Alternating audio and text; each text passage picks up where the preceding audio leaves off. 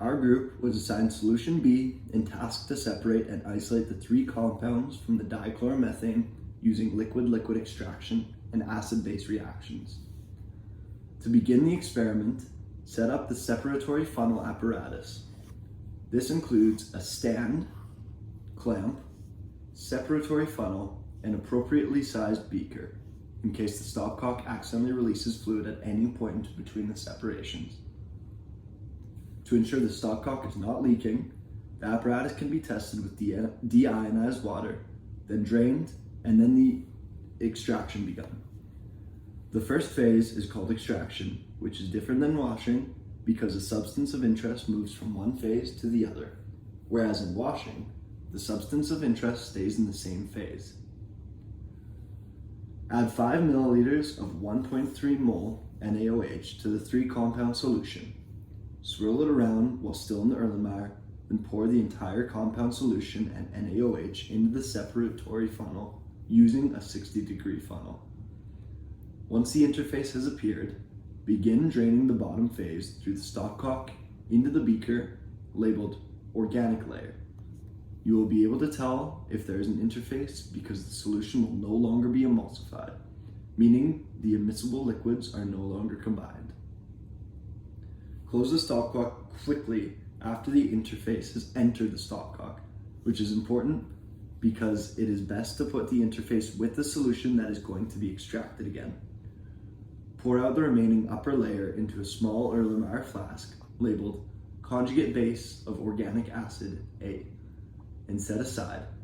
It is important to pour this layer out the top of the separatory funnel so that the solution does not get contaminated with anything remaining in the stopcock or the stem of the separatory funnel. Add a second portion of 1.3 mol NaOH to the organic layer that was drained out of the bottom of the separatory funnel in the previous step. Swirl the solution together and again add it to the top of the separatory funnel with a 60-degree funnel.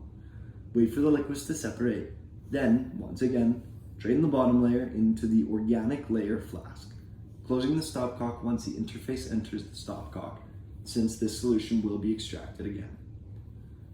Pour the upper layer out of the top of the separatory funnel into the flask labeled conjugate base of organic acid A. Now, move on to the extraction of the basic compound. To do this, take the organic layer obtained earlier and add 5 milliliters of 1.4 mol HCl to it. Swirl well in the Erlenmeyer flask and quickly pour the solution into the separatory funnel. Once the layers separate, drain the bottom layer into the Erlenmeyer labeled organic layer, allowing the interface to enter the stopcock because it will be extracted again. Pour the remaining layer out of the top of the separatory funnel into a small Erlenmeyer labeled conjugate acid of organic base B. Add a second portion of 1.4 mol HCl to the organic layer. Swirl to mix thoroughly and add the mixture to the separatory funnel. Once both layers are developed, drain the bottom layer into the flask labeled organic layer and pour the leftover layer out of the top of the flask into the flask labeled conjugate acid of organic base B. Now you should wash the organic layer that has now had the acid and base removed through extraction, leaving you with the neutral compound C. Remember, washing means that the substance of interest is going to stay in the same place the whole time. To do this, add approximately 5 milliliters of deionized water into the organic layer obtained earlier. Mix the two substances and then add them to the separatory funnel with the stopcock closed. Once the interface fully forms, begin to drain the bottom layer back into the Erlenmeyer labeled organic layer, allowing the interface to enter the stopcock before closing it. Then pour the remaining upper layer out of the top of the separatory funnel into a small beaker to be discarded later. Now you should salt out the solution. To do this, add 5 milliliters of saturated aqueous NaCl to preliminarily dry the mixture. Salting out a mixture means that you add a compound like NaCl to the solution to decrease the solubility of the organic compound while in the water, as well as reduce the likelihood of emulsion to occur. Once you have mixed the NaCl to the organic layer, add the solution back into the separatory funnel. This time, once the interface has appeared, get a new beaker labeled organic dichloromethane and drain the bottom layer into that, closing the stopcock just before the interface enters, since you do not want to risk contaminating the neutral solution. Pour the remaining upper layer out of the top of the separatory funnel into an extra beaker to be discarded. If there are any water droplets in the beaker labeled dichloromethane, remove these using a pass-through pipette, then add the granular drying agent. For this experiment, Andreas sodium sulfate will work. Allow the drying agent to absorb any water left over in the dichloromethane and add more as needed, which will be indicated by there being no more globs of drying agent forming, as this indicates the hydrophilic drying agent is still grouping around any leftover water molecules.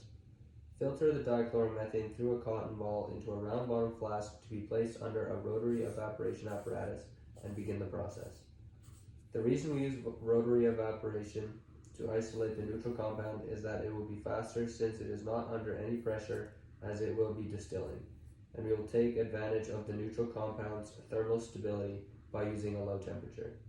Because the dichloromethane will sublimate, which means it goes straight from one state to a gas, you will be left with the isolation of a neutral compound, C. Now to isolate the acidic compound, acid A. Take the conjugate base of organic acid A found earlier and place it into an ice bath until a precipitate begins to form, making a suspension. Then, while it is still in the bath, begin to add the reagent, 6 molar HCl, to the compound, slowly using a pass-through pipette and testing with pH indicator paper until the reading is 1 or less. Make sure to use the pH paper properly by tearing a small piece off and dropping some of the solution onto the paper, not dipping it. It is important to keep the reaction on ice the entire time, since heat will be generated while the reaction is occurring. The ice will increase the solubility of the precipitating compound, which will increase the yield. To finish isolating the compound, vacuum filter the solution to obtain the crude acidic compound, which is the acid A, and allow this to dry. To isolate the basic compound, base B, the inverse will be done. Take the conjugate acid of organic base B found earlier and place it into an ice bath until it begins to form a precipitate, resulting in a suspension.